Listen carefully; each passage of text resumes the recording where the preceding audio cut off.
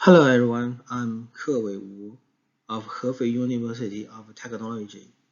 It's my honor to talk about the work of the actor-centric causality graph for asynchronous tempo inference in group activity.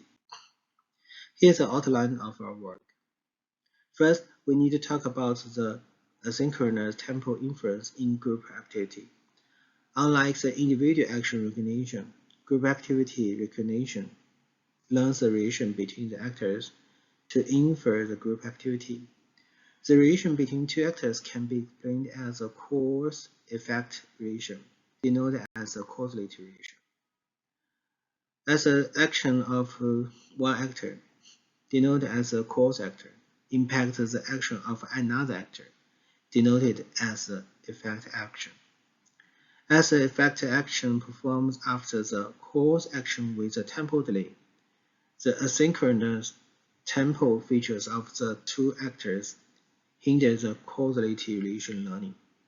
In the figures, we notice that with a tempo delay after the cause actor performs digging, the cause actor changes to the action falling and the effect action changes for the action jumping.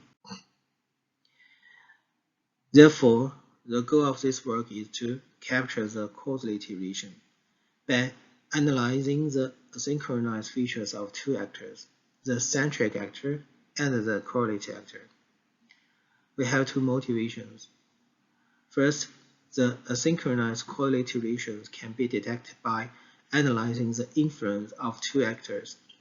Second, the asynchronous correlation can explain the relevant edges for group active inference. In the figures, we see when the centric actor is affected by the correlative actor, the influence of two actors is larger than the influence of the centric actor itself. The inference explains that after the correlative actor moves, the centric actor jumps with a tempo delay of 1 frames. We also notice that by learning the asynchronous causality relation, the relation from the moving actor to the jumping actor can explain the actor jump for setting the volleyball. Here's an overview of our work. In the below part, the base model learns the spatial relation with synchronous tempo features at the same time step. The above part is our work, actor-centric causality graph. This work focuses on analyzing the influence of two actors with asynchronous features. In our graph, we have three modules. The first module is to detect asynchronous tempo causality relation. We need to estimate the self-inference. We estimate self-inference with the features reconstruction residual of one actor. Then we estimate the correlated inference with the feature construction residual of the centric actor and the correlative actors. Finally, the relation is estimated by analyzing the inference with the gradual causality test. The test uses the feature Snedeker distribution to project the test status into the causality probability value. The estimated causality probability is indicated by the relation with the largest probability. The relation is detected by comparing the causality probability with the threshold.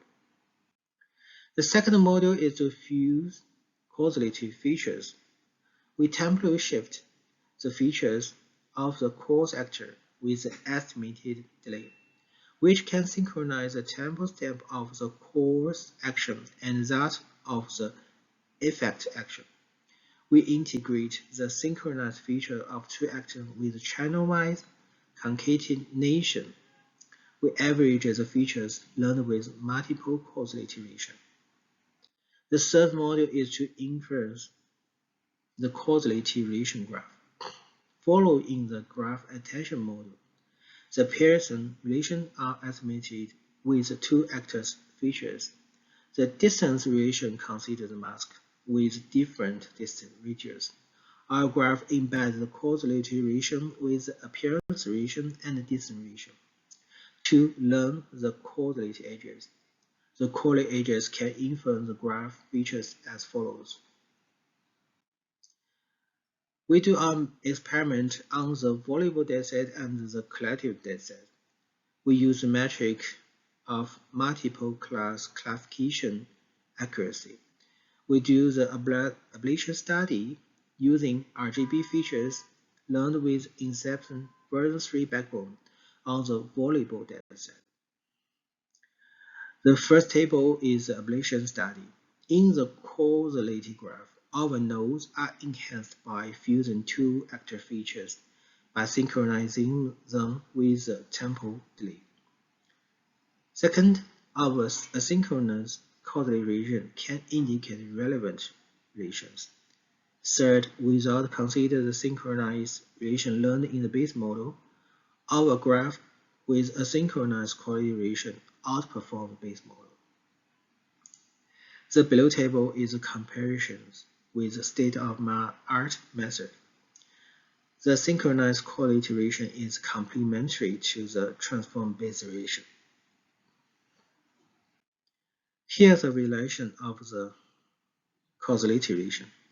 In Figure 1, our graph indicates the causality relation from number 7 to number 8, and that from number 9 to number 8. The two causality relations enhance the action of number 8 to correct its prediction as the setting.